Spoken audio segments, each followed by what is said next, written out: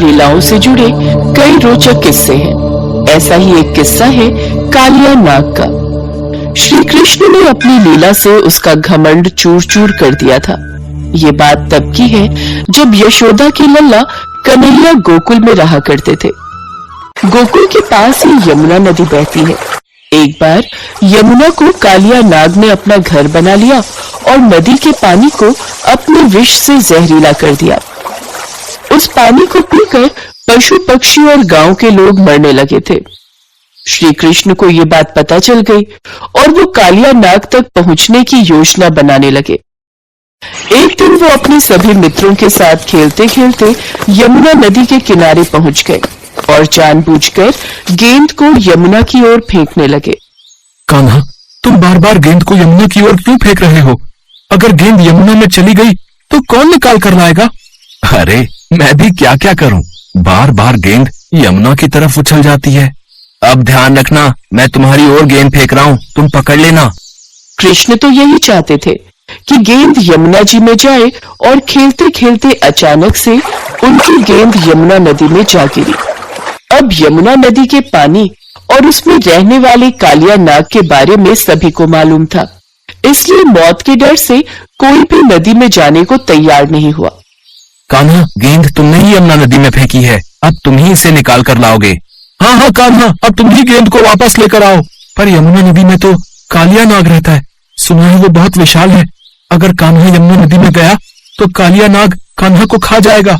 घबराओ नहीं, कालिया नाग मेरा कुछ नहीं बिगाड़ सकता, तुम सब यहीं ठहरो, मैं गेंद लेकर आता हूँ। कान्हा के सभी मित्र उन्हें यमुना में जाने से रोकते रहे, पर भगवान कृष्ण नहीं माने। वो कदम के वृक्ष के ऊपर चढ़े और नदी में छलांग लगा दी। सभी बच्चे डर के मारे भागे भागे नंद यशोदा के घर पहुंचे और सारी बात बताई। ये सुनते ही यशोदा मैया डर गई और फूट फूट कर रोने लगी।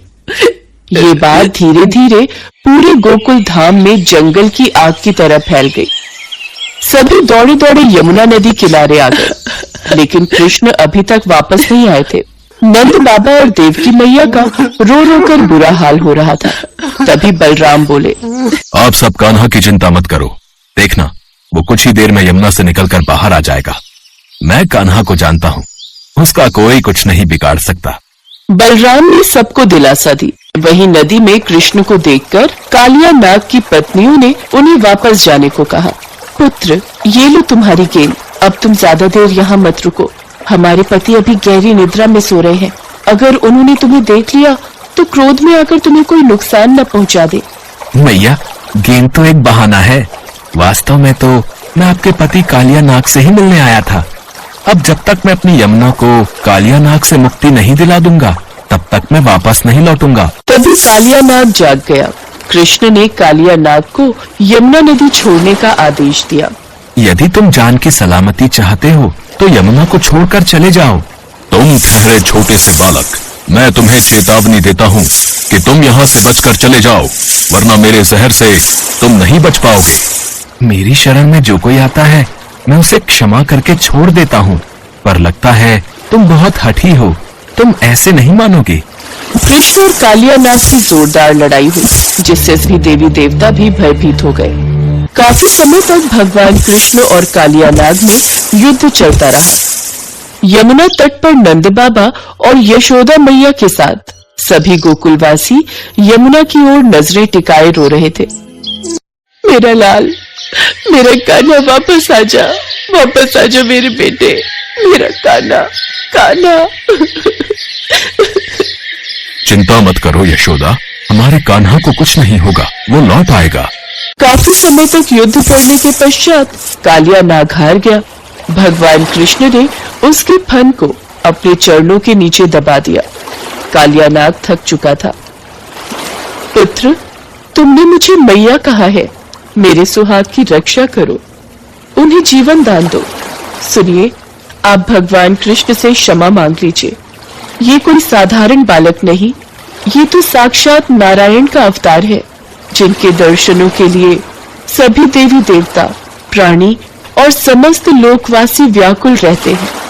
आज उनके चरणों में आपको स्थान मिला है, इनसे क्षमा याचना कीजिए। ये आपको क्षमा कर देंगे।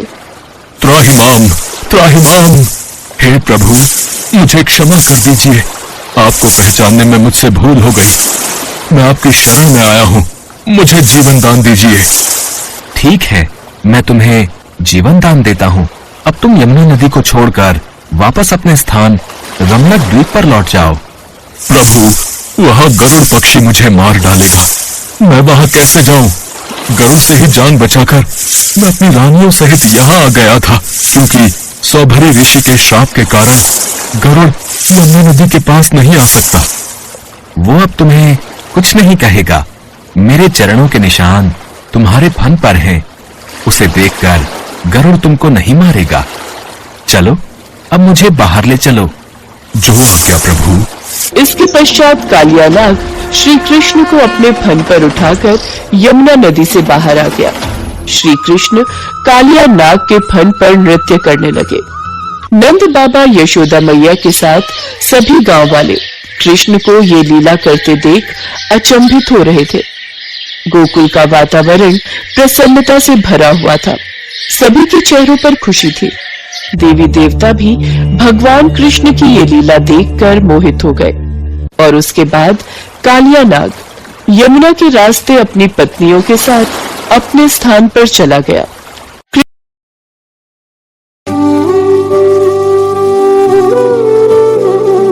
कृष्ण हरे कृष्ण कृष्ण कृष्ण देवकी नंदन तुमको वंदन रखते सबकी लाज, सबके स्वामी अंतर्यामी पूरन कीजिए काज।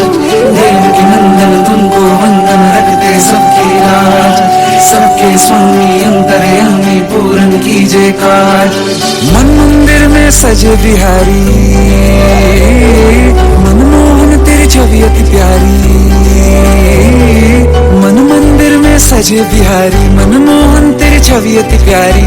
बंसी बजैया रास रचैया, तारन हार मेरे तुम ही के भैया। तुमसे बड़ा कहा कौन कन्हैया। श्री कृष्ण गोविंद हरे मुरारे, हे नाथ नारायण वासुदेवा। श्री कृष्ण गोविंद हरे मुरारे, हे नाथ नारायण वासुदेवा। देवकी नंदन तुमको वंदन रखते सबकी लाज, सबके स्वामी अंतर्यामी पूरन कीजिए काज।